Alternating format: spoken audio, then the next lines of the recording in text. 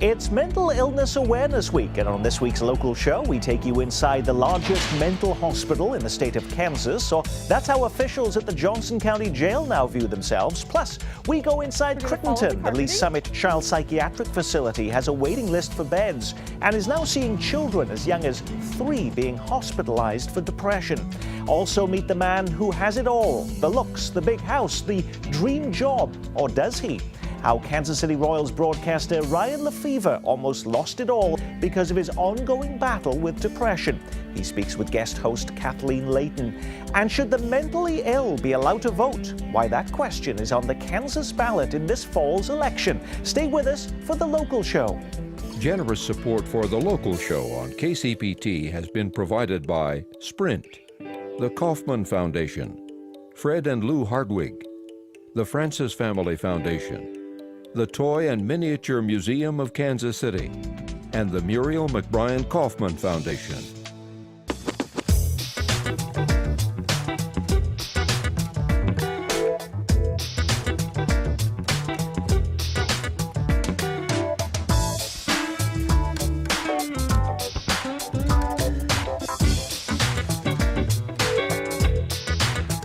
Hello, I'm Haines. When we came up with the idea for the local show, we wanted to find a place where we could tell those stories that often get short thrift in the local news: the arts, health and science, entrepreneurship.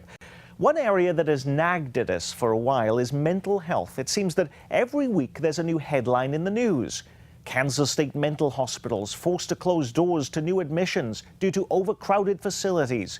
Johnson County Mental Health Center doubles caseload but loses nearly $2 million in state funds. Missouri mental health centers turn away 2,000 people a month for lack of resources. Troubled youth in Missouri now on 3-month waiting list for counseling. This week we try to connect the dots on all these headlines to try and get a better handle on what's going on both sides of state line. And after the show, we will continue the conversation with 2 powerful back-to-back documentaries. In The Misunderstood Epidemic, we tackle depression head-on. If I had been able to be more honest with my husband, of all people, why would I want to hide anything from him? And that just speaks to the stigma associated with depression, that I could hide something that big from him, do whatever I could to trick him into thinking that everything was okay. Then later we show Unlisted, a deeply personal story between a daughter and a father, and the emotional toll of schizophrenia. Don't talk to me here anymore. Why can't you talk for a minute? I can't talk for a minute, honey. I'm gonna have to go. Everything's hectic here. Both of those documentaries coming up immediately after this edition of The Local Show. When we think about mental illness, we mostly think about adults, but increasingly the face of the mentally ill is our children and grandchildren. We begin this week inside Crittenton, the Lee Summit-based child psychiatric hospital that is seeing an overwhelming influx of young patients. Thanks. Hi, welcome to Crittenton. I'm Catherine. Will you come with me, please? We're going to go this way. Children who come to our acute hospital are typically in danger of hurting themselves or others. We're going to go around the corner and up the stairs on your left, please. If the illness gets to the point where someone is a danger to themselves or others and other things have not worked, then that's where we come in. We are kind of the specialists for the more critically ill child. At the top of the stairs, we're going to go right, and we'll end up at a place where you and I can have a chance to talk in private. What we're seeing more of is kids who are really much more aggressive. An adolescent who maybe has a recent trauma and is feeling as if she has no reason to live and may or may not have a plan for how she would end her life. We're going to follow the carpeting. They put holes in walls, they knock doors down, they refuse to go to school, they may be out using alcohol and drugs. They seem to be beyond parental control. And we're going to head to the next step. On an average day, the intake department will take somewhere between 200 and 250 phone calls. We'll see more 4-year-olds, 4 and 5-year-olds, which we just hardly ever saw. We almost always have a waiting list for our residential program. We currently have one. Our beds are full and will be full for at least another 30 to 60 days.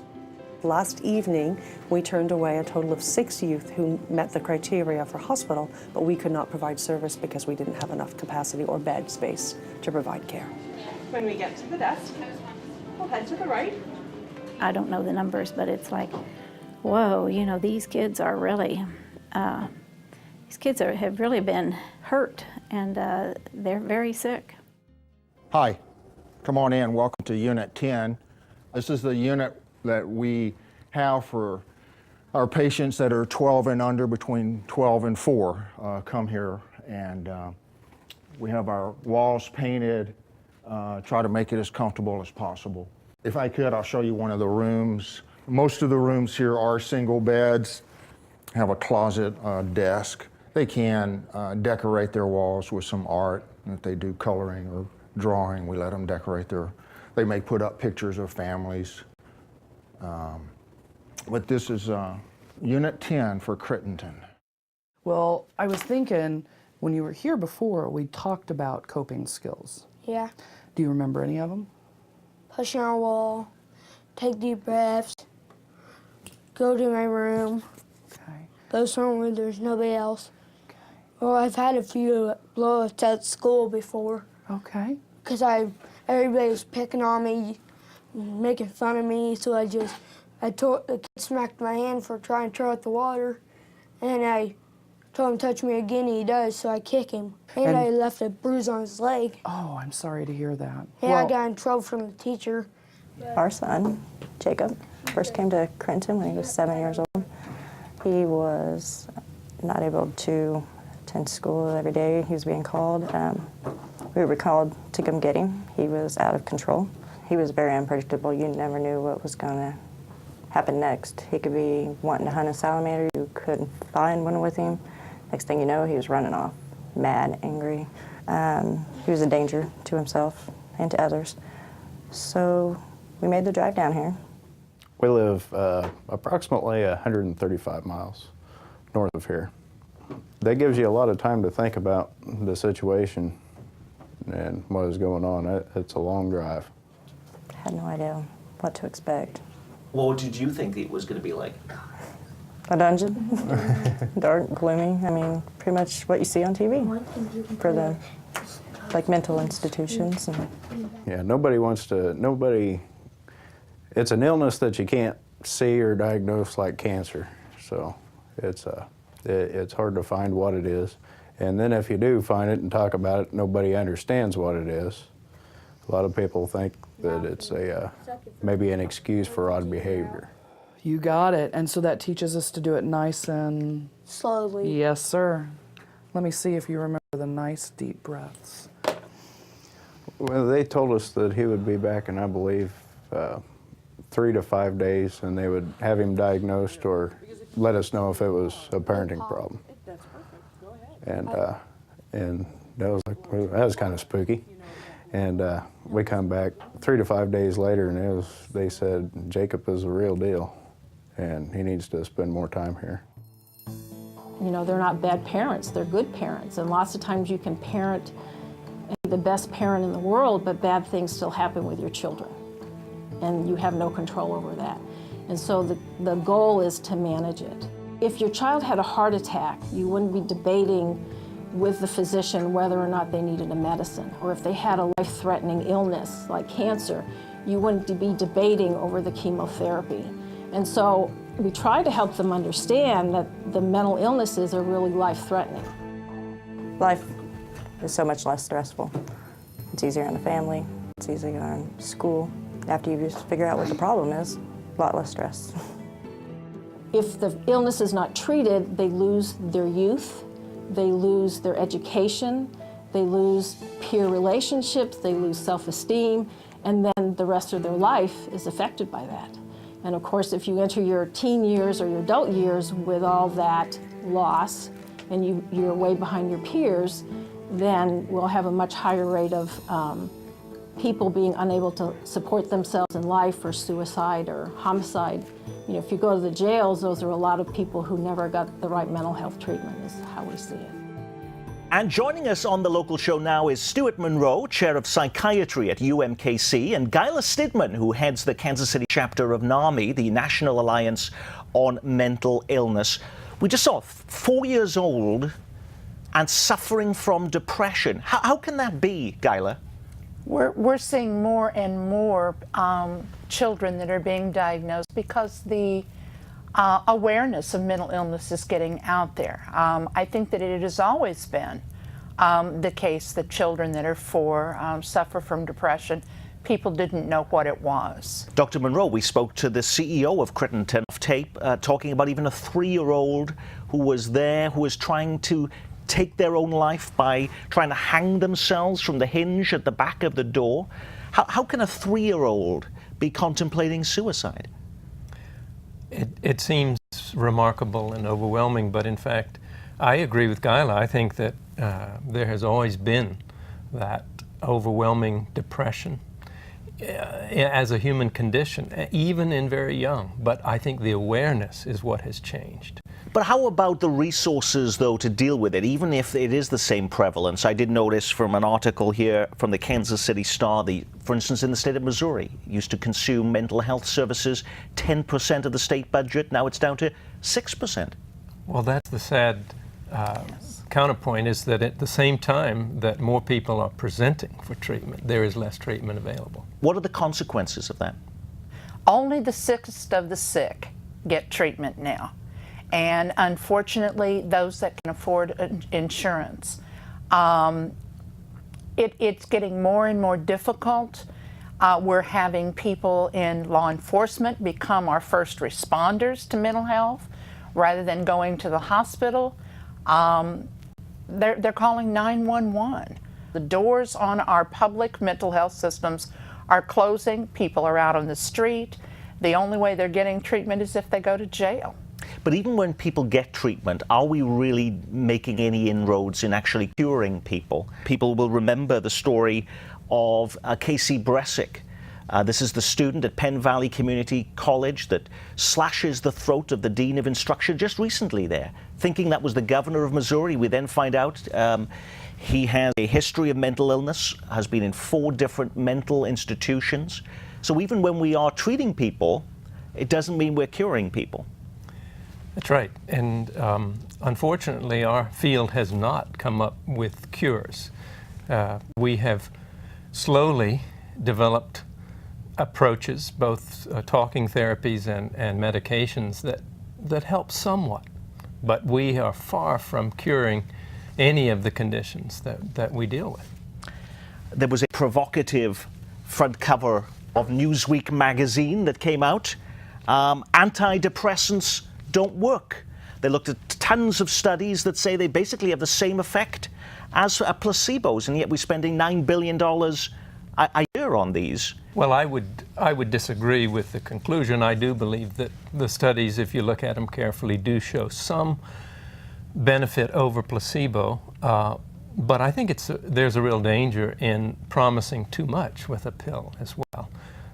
The pills can only go so far if they're used in the right situation and used appropriately, but they should be accompanied by the human connection, the personal intervention and talking and relating therapies. Okay, Guyla and Stuart, we'll check back in with you again in just a moment. Still to come on the local show, we take you inside our local jails that are now being overwhelmed with mentally ill patients. We're also going to take a look at a surprising election issue in Kansas. Did you know in the Sunflower State, being diagnosed with a mental condition can block you from voting? A closer look straight ahead. But first, he seemed to have it all. A dream sports job, a huge house on the lake, good looks, expensive cars. Oh, did I forget? He also wanted to end it all after being engulfed in the grip of depression. Kansas City Royals broadcaster Ryan Lefevre just wrote a book about his experiences, from glib play-by-play announcer to tormented soul on the floor of his closet. Local show guest host Kathleen Layton sat down with Lefevre earlier this week. So someone looking from the outside at you sees this handsome guy, what a great career, great house, lots of friends, very successful, but that wasn't how you felt inside. Tell us how you felt inside. Gosh, well, I remember when I was at the bottom And my mother, who's a big hero in the book because she had been through clinical depression twice, she said to me, at some point, you'll remember that this was horrible, but you won't remember exactly how it felt. So I'm not hedging here, but I'm just thinking back. It was almost like buying some fine china from overseas, and it arrives and it's just broken into 1,000 pieces. And you felt like you were broken into 1,000 pieces inside. Yeah. I find the title of your book interesting, The Shame of Me, One Man's Journey to Depression and Back. There is a lot of shame associated with depression. Why do you think that is? Well, first of all, in this country, which is the most wonderful country ever, in my opinion, a country of great prosperity, what gets lost in all of that, I think for a man, especially for a man, for a woman as well, but especially for a man, if we pay attention to television and advertising and on, our lives are going to be judged based on how much money we make, what kind of car we drive, how attractive the woman on our arm is. Our identity is all wrapped up in those things. Exactly.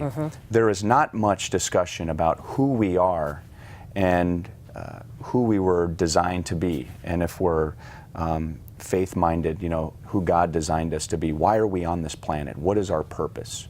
And so when a man with some measure of success starts to feel like I'm not happy and I'm crying and I desire to have a reconnection with my mom, basically I want my mom in his 20s or 30s, there's a lot of shame that goes with that because we're supposed to be tough guys.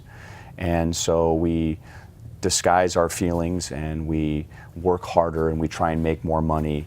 And these feelings we have, we just kind of push off to the side and do more. And this incredible imbalance comes as a result of this. But our culture does not tell us to slow down, gain some balance, and talk about what's going on the inside. And because of that cultural difference, we don't have the courage to say what it is that's going on inside. But you did have the courage. What gave you that courage to say, you know what, something's wrong, I've got to change something? Yeah, I wish I could describe some mountaintop experience where I put my flag in the ground and said, that's it, I've conquered this and I'm going to move forward. It had more to do with just being so empty, so bankrupt emotionally that I had nowhere to go. And so I created this chain of events that I wasn't even aware of at the time. It began with calling my mother and being my mother for 34 years and having gone through ups and downs in my life. There was something different about my voice at that time. She made me call someone who made me call someone, and the next thing I knew, the day after my worst episode, I'm in counseling already. And now I'm with a professional who's able to help me sort out some of these feelings. And I think a lot of people might be tempted to say, I don't feel good, something's wrong, I'm going to get a pill. I'll take a pill and I'll feel better. You did have medication, but you also went into therapy. Why did you decide to do both of those things? Well, as I look back now, I understand why the two of them are so important. For recovery, for management, I never really consider myself, even today, cured of depression. I just manage it. I understand that I'm predisposed to depression, and if I don't watch what I do, how I treat my body, whom I surround myself with, that I could easily slide back. Have you felt yourself sliding back? Absolutely. Many times since then. What do you do? Well, I have certain fallbacks now. First of all, I continue to go to counseling. I'm no longer on medication. I was for 3.5 years. I took Lexapro, which worked wonderfully for me. But I began to realize that if it's all about taking this pill, then in some ways it's no different than being dependent on recreational drugs or alcoholism. So what would you tell someone who was feeling those feelings that you were feeling? Well, first of all, the most important thing for me was I'm not crazy. And so I would begin, if someone was just starting to go through this now, is go to your doctor that you might see for your annual exam and explain how you're feeling. There are wonderful medications out there, and a doctor certainly can refer you to someone who specializes in psychiatry or psychology. And your life today looks so much different than it did when you were at your lowest point. Yeah. Tell me about your life today. Well, I've been married for 2.5 years now, and a lot of my depression was a result of looking for love. As I look back in retrospect now, the theme of my journey was, is Ryan enough? So if Ryan wasn't a broadcaster for the Royals and Ryan didn't live in a nice house and drive a nice car, if you took those things away, would I be enough for myself and for someone else? And come to find out, I did find out that I was enough. But I'm much more in tune with who I am, and maybe more importantly, who I am not. And when those feelings come, as you ask me, do they still come from time to time? I'm able to separate the truths of who I am and the lies of who I am not. Ryan Lefevre, you are definitely enough and very courageous to tell your story and to try to help others who might be suffering from depression. Thank you so much for coming in today. Thank you, Kathleen. The book again, The Shame of Me, One Man's Journey to Depression and Back. You can find out more about the book and connect to local resources relating to depression by clicking on the local show page at thelocalshow.org. I know you've heard it said countless times, if we don't spend the money now on treating and preventing mental illness, we'll get to the point where our prisons will be filled with the mentally ill. As we discover in our next report, that day has already arrived. Come with us now as we take you inside the Johnson County Jail. Brooks, you about finished? The most significant things that have changed in the last 10 years are the numbers. You know, our count today is about 810, and 17% of those are mentally ill. That could be anxiety disorder, or depressive disorder, schizophrenia, having obsessive compulsive disorder and needing medications and therapy, sometimes briefly for an adjustment reaction, helping people who are trying to come to terms that they will never leave prison. Atkins? I think the jails and prisons are filling in the gap for services that people can't get other places. When the state hospital systems had thousands of patients, you know, that were housed there for long periods of time, and now they don't. These people end up in the community, and for one reason or the other, they end up in the criminal justice system instead of a mental health system.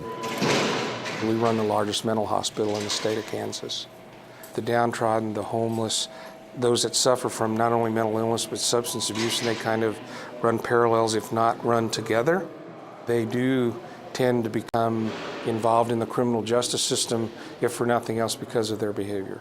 Some patients will find that the only place they can guarantee that they will be treated is in a correctional setting. You know, there is no constitutional right to health care if you're just in the community and you're not incarcerated. If you're incarcerated, then there's a constitutional right to have medical care.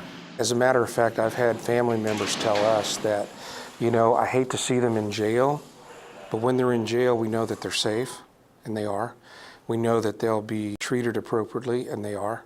And we know that they will be put back onto a regimen that we can't get them to follow. So a lot of them look to us as their safety net. You doing okay now? The good part about it is once they get here to our facility, we can help them out and get them pointed in the right direction. They are our eyes and ears when we're not around, and trying to piece together just a very difficult, sort of complicated case that you can't quite put your finger on. Having all the people involved in their care working as a team, you oftentimes will come up with the correct diagnosis so you can decide this is the correct, you know, plan of care for them. A lot of these people are here on many, many separate bookings. Most of the time it's very low-level type crimes, misdemeanors, and I think we have a social obligation here as law enforcement to partner with the medical health field to attempt some innovative ways here to avoid that incarceration. Mental health issues can affect anybody at any time. It could involve the very wealthy, it involves the very poor, and everything in between. But this one thing is for sure. Over 90, I think 96, 97% of the folks that we have here today will get out. They will go back into the community, they will go home, they will go somewhere. How can we successfully reintegrate these people so they become productive, have some self-worth, take care of family? And to look at them as a whole person, not just as you're a convict or you're an inmate. Patients I see in prison are still people, they're human beings. We need to change some thought processes. We need to change a little bit of the culture. And we need to do some things along the lines of saying we have to work on reentry and we have to work on a second chance. And everybody deserves a second chance for the most part. For the most part. Before they leave, we look at making sure they have prescriptions. We make sure that they know who to contact. If they can't contact the mental health center where they'll get follow-up, then there's someone they can contact within the facility, even the release planner. If they can leave here with the tools like that, maybe they can get reacclimated into that family setting. Perhaps maybe they can get their job back. My goal here, more or less, I suppose, is our social conscience speaking out more than our enforcement abilities by saying somewhere here we've got to try to break that cycle. Well, I'm not saying we have the answer, but I'm saying we have to try. Back with us is Guyla Stidman, who heads the local chapter of the National Alliance on Mental Illness, and Stuart Monroe, Chair of Psychiatry at UMKC. By the way, the Johnson County Sheriff's Department has now got a major grant, national grant, that will allow, among other things, to have a mental health expert to be dispatched with Olathe Police to handle calls involving mental illness. But how will that really help, though, Guyla? We educate the police officers in regard to the signs and symptoms of mental illness, how to better handle the call and interactions with the police officers. Then when they need a mental health professional to come out and interact, then you get quicker access to treatment, evaluation on the scene. They get into treatment rather than incarceration. And just because we went into the Johnson County Jail does not mean that Jackson County isn't facing the same issues and not doing these same things in jails. In fact, we spoke to the Jackson County Executive, Mike Sanders, about that. A big chunk, and I'd say easily 25% of the crimes that I saw that were committed underlying this was an ongoing mental health issue that remained untreated. If we can tap that population base, if we can treat that mental health issue, I mean, that's a significant amount of crime and criminal conduct that we can impact. And that has such a huge impact on our community long term. Dr. Monroe, so help us. If you're interested in mental illness, you want to fix that, what can people actually do to improve the current situation? Well, I think the average person can begin to demand of their legislators that they improve the funding. We have done programs where we've had state legislators on with people like yourself, Guyla, mental health professionals. And we hear in that, well, everyone is suffering. Yes, we're cutting back on mental health funding, but we're cutting back on K through 12 education, higher education, in-home help for the elderly. Everyone is hurting here. Nick, all we're asking for is equal treatment. We don't want anything any more than any other illness is expecting. All I want to know is that mental illness research is given the same governmental funding that cancer research or diabetes research. Right now, that's not the case because no legislator wants to come out and say, I support mental health. Guyla and Dr. Stuart Monroe, thank you. Don't forget, immediately after the local show, stay with KCPT during this National Mental Illness Awareness Week as we bring you The Misunderstood Epidemic, a powerful documentary about depression. Did you know even optimistic souls like Peter Yarrow of Peter, Paul and Mary once wanted to end it all? It is the gray cloud that comes over you and obscures all positive thought. You are living in a state that is not to you frequently worth it. You would, for that moment, prefer to be dead. Should Peter Yarrow's paralyzing bout with depression, though, disqualify him from voting? Why am I asking, you say? Well, believe it or not, in Kansas, language in the state constitution still allows the legislature to prohibit people who have mental illnesses from voting. On the November ballot in Kansas this year is Constitutional Amendment 2, which, if approved, will eliminate mental illness as a voting qualification. Mark Wiebe of Wyandotte Center, a mental health service provider headquartered in Kansas City, Kansas, is working to approve Amendment 2. So is Marie DeMena, a social worker who suffers from bipolar disorder. Mark, first of all, has anyone in the state of Kansas been prevented from voting because they have mental illness? Not that we're aware of. I see this amendment as sweeping away a cobweb.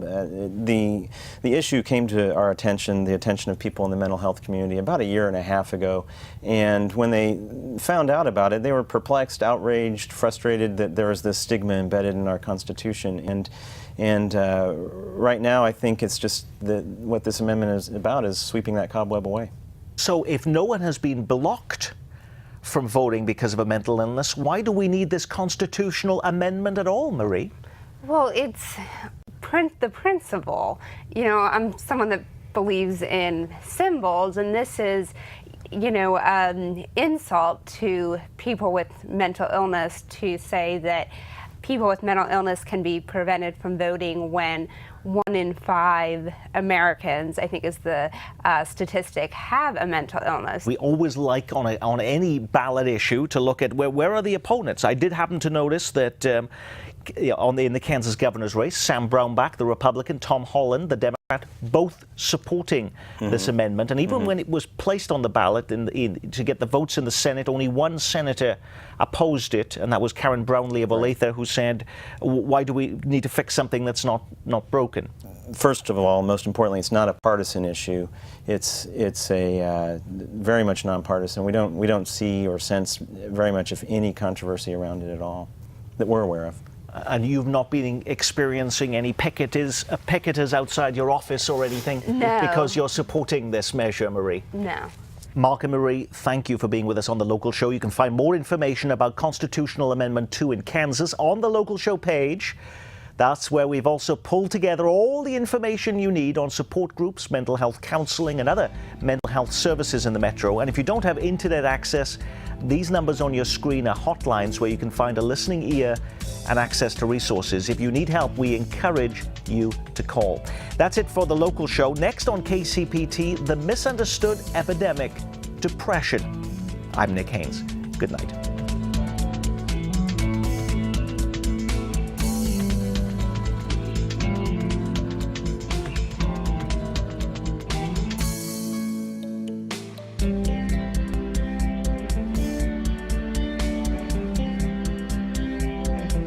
Generous support for The Local Show on KCPT has been provided by Sprint, the Kaufman Foundation, Fred and Lou Hardwick, the Francis Family Foundation, the Toy and Miniature Museum of Kansas City, and the Muriel McBrien Kaufman Foundation.